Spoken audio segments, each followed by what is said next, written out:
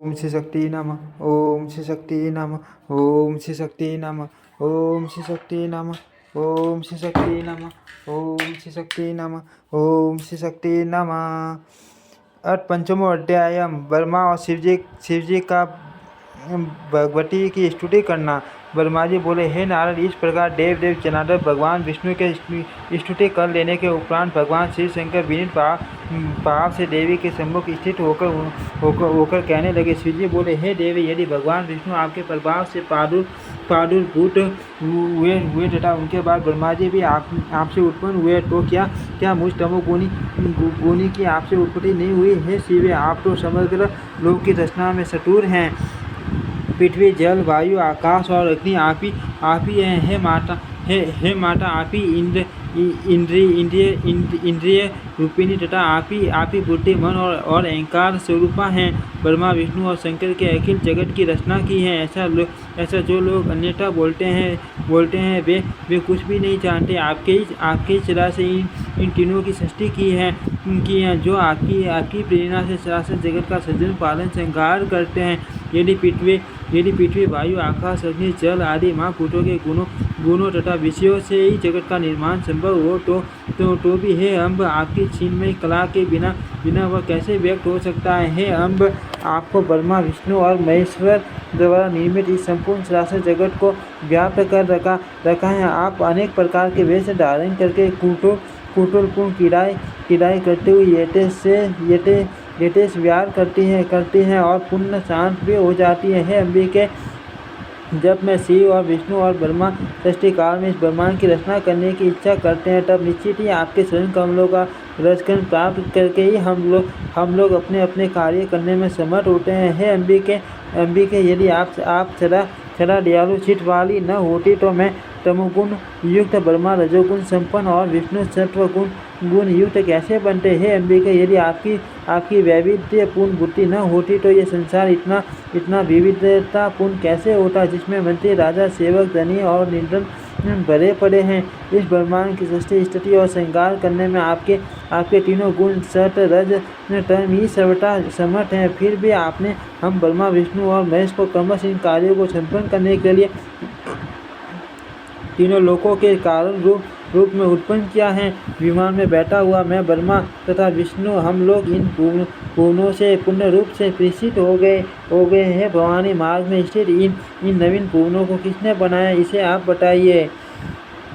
हे जगदम्बे के, आप अपनी कला से जगत की रचना तथा पालन करती हैं और जब चाहती हैं तब उसका संहार कर देती हैं। आप सदा अपने पति परम पुरुष को रमन कराती रहती हैं। हे शिव, आपकी इस लीला को हम नहीं जान सकते।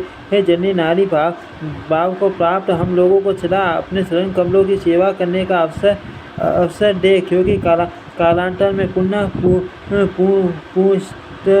प्राप्त होने पर आपके शरण कमलों से पृथक रहकर हम लोगों को वह प्रत्येक सुख कहाँ प्राप्त होगा। हे अम्ब, हे शिव, आपके शरण कमलों को त्याग कर यह नर देह प्राप्त करके तीनों लोगों का स्वामित्व प्राप्त करके भी समस्त लोगों में कहीं भी रहने में मेरी रुचि नहीं है। शायद मुझे त्रिभुवन का स्वामित्व में क्यों न मिल जाए। हे शिवदत्ती, आपके सानिध्य में स्थिर भाव को प्राप्त कर लेने पर अब पुरुष भाव में मेरी थोड़ी भी रुचि नहीं है, जिसे पाकर आपके सन्नान बीन के दर्शन का सौभाग्य न मिले। वह पुरुषता कैसे सुख प्रदान कर सकती है? हे अंबिके, स्त्री का रूप पाकर मैं भवबंधन से मुक्त करने वाले आपके शरण कमलों से प्रेषित हो गया हूँ। आपकी कृपा से तीनों लोकों में मेरा सूर्य स्थिर रहे। इस संसार में ऐसा कौन प्राणी होगा जो आपके सानिध्य का सेवन छोड़कर निष्कंटक राज्य करना चाहेगा, क्योंकि जिसे आपके शरण कमल का सानिध्य प्राप्त नहीं होता, उसके लिए सन्यास भी युग के समान प्रतीत होता है। हे जननी, जो शुद्ध चित्त वाले मुनि आपके शरण कमल की सेवा त्याग कर केवल तपस्या में लगे रहते हुए वे निश्चित रूप से विधाता के द्वारा ठगे गए हैं और अपनी हानि को ही लाभ समझते हैं। अजय, आपके पदार बिन के परा की सेवा से जैसी मुक्ति संसार सागर से प्राप्त होती है, वैसी मुक्ति तपस्या, इंद्रिय दमन, समाधि तथा विभिन्न वेद यज्ञ से भी नहीं होती।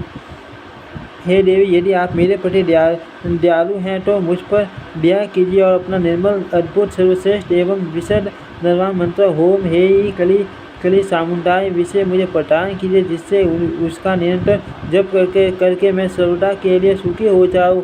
पूर्व जन्म में मैंने निर्वाण मंत्र की दीक्षा पाई थी, परंतु वह मुझे अब स्मरण नहीं रह गया। इसीलिए हे तारके, हे जननी, आज पुनः वह मंत्र मुझे प्रदान कीजिए और भव सागर से मेरा उद्धार कीजिए। ब्रह्मा जी बोले, हे नारद, अद्भुत तेजस्वी शिव जी के ऐसा कहने पर जगदम्बा ने स्पष्ट शब्दों में नवाक्षर मंत्र का उच्चारण किया। उस मंत्र को ग्रहण करके शिव जी बहुत प्रसन्न हो गए और भगवती के चरणों में प्रणाम करके वहीं पर स्थित हो गए। उस समय संपूर्ण कामनाओं को पूर्ण करने में समर्थ मुक्ति प्रदायक तथा शुभ उच्चारण से संपन्न उस बीज युक्त नवाक्षर मंत्र का जप करते हुए शंकर जी वहाँ विराजमान रहे। संसार का कल्याण करने वाले शिव जी को इस प्रकार बैठा देखकर मैं उन माया के सन्नों के समीप बैठ गया और उनसे कहने लगा, हे जननी, वेद सभी लोगों को धारण करने वाली तथा सनातनी, आप भगवती की कल्याण करने में अकुशल हैं। ऐसी बात नहीं है, क्योंकि साधारण कार्यों में उन्होंने आप भगवती की चर्चा नहीं की है। यदि वे आपको न जानते तो सभी यज्ञ तथा हवन कार्यों में आपको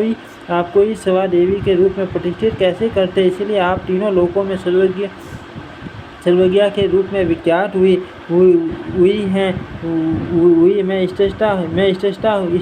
मैं अत्यंत अद्भुत संपूर्ण ब्रह्मांड का निर्माण करता हूँ। इस सरासर त्रिभुवन में मुझसे बढ़कर समर्थ दूसरा पुरुष कौन है। मैं निसंदेह धन्य हूँ। मैं लोकोत्तर ब्रह्मा हूँ। इस मिथ्या अहंकार के कारण मैं सर्वदा इस विष्णु संसार सागर में निमग्न रहता हूँ। तथापि आज आपके चरण कमलों की पराग प्राप्ति के गर्व से मैं वस्तु धन्य हो गया हूँ और आपकी कृपा से आज मैं यथा तथ्य के ज्ञान में निपुण हो गया हूँ। संसारिक भय का नाश करने में दक्ष मुक्तिदायिनी आप परमेश्वरी से मैं यही प्रार्थना करता हूँ कि मौन निर्मित माँ दुख खदाई भव बंधन से मुक्त करके आप मुझे अपनी भक्ति से समन्वित कीजिए।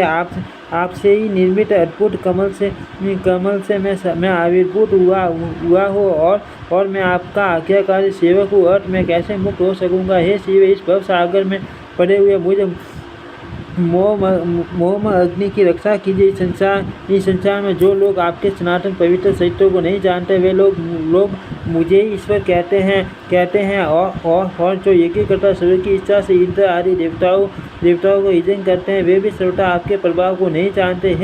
हे आदि मय, सर्वप्रथम सृष्टि को 4 भागों अंडज, स्वेदज, उदबीज और पिंडज, जरायु मैं विभक्त करने के लिए ही आपने मुझे ब्रह्मा के पद पर बैठाया है। परंतु मैंने ये समझ लिया है कि मैं ही सब कुछ जानता हूँ। दूसरा कौन जान सकता है। मेरे इस अहंकार जन्य अपराध को आप क्षमा कीजिए। जो लोग अष्टांग योग का आश्रय लेते हैं और समाधि लगाकर व्यर्थ श्रम करते हैं, वे अज्ञानी है। हे माता, वे ये नहीं जानते कि किसी भी बहाने आपके नामोच्चारण मात्र से ही उन्हें मुक्ति प्राप्त हो सकती है। कुछ लोग सांख्यवादी तो आपके नाम का आश्रय छोड़कर विमोहित हो तत्वों की संख्या के पेड़ में पड़ जाते हैं। क्या वे इस भव सागर में मुक्त नहीं है। हे भवानी, संसार से मुक्ति प्रदान करने वाली तो आप ही हैं। हे अजय, जिन विष्णु शिव आदि ने परम तत्व ज्ञान का अनुभव कर लिया है, वे क्या आदि निमेष मात्र के लिए भी आपके पवित्र चरित्र तथा शिवा, अंबिका, शक्ति, ईश्वरी आदि नामों का विस्तृत नामों का विस्मृत करते हैं। क्या आप विश्व की रचना करने में समर्थ नहीं हैं।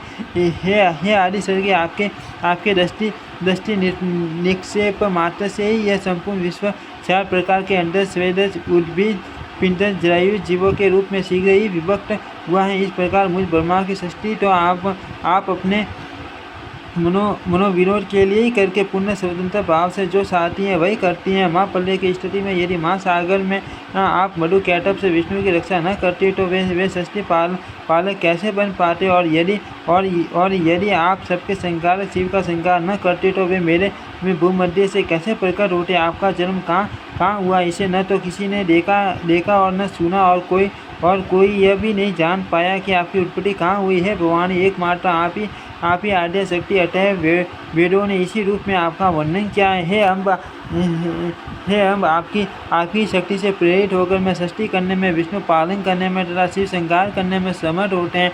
आपकी शक्ति से विलग रहकर हम लोग कुछ भी करने में सक्षम नहीं। जिस प्रकार में ब्रह्मा विष्णु और शिव उत्पन्न हुए, उसी प्रकार क्या अन्य प्राणी उत्पन्न नहीं हुए अथवा विद्यमान नहीं है या उत्पन्न नहीं होंगे, किंतु अल्प बुद्धि वाले प्राणियों के लिए विवादास्पद तथा अत्यंत विचित्र हैं। आपके इस लीला विनोद से कौन भ्रमित नहीं हो जाते। हे आदिदेव ईश्वर अकर्ता गुणों से स्पुष्ट होने वाले, निष्काम उपाधि रहित तथा निर्गुण है, फिर भी वे आपके विस्तृत लीला विनोद को परिपाटी देखते रहते हैं। ज्ञानी जन ऐसा ही करते हैं। मूठ और अमृत वेदों से युक्त इस संसार में आपसे पूर्व वे परम पुरुष थे। ज्ञान तत्व पर समय प्रकाश से विचार करने पर यह सर्वथा सिद्ध होता है कि अन्य तीसरा कोई भी नहीं है। यह सिद्धांत है कि वेद वाक्यों को कभी मिथ्या नहीं समझना चाहिए। वेद ब्रह्म को अद्वितीय और एक बताते हैं, तो फिर आप क्या हैं और वह ब्रह्म क्या है? यह विरोध मेरे हृदय में महान शंका उत्पन्न करता है।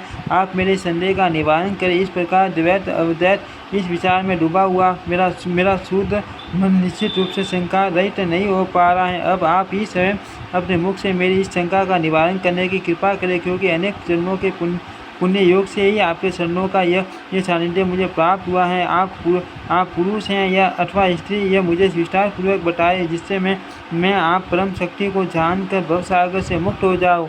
इति श्रीमद्देवी भागवते महापुराणे अष्टादश शास्त्रं संहितायां तृतीय स्कंदे हर ब्रह्म करत स्तुति वर्णन नाम पंचमो अध्यायम्। ओम श्री शक्ति नमः। ओम श्री शक्ति नमः। ओम श्री शक्ति नमः।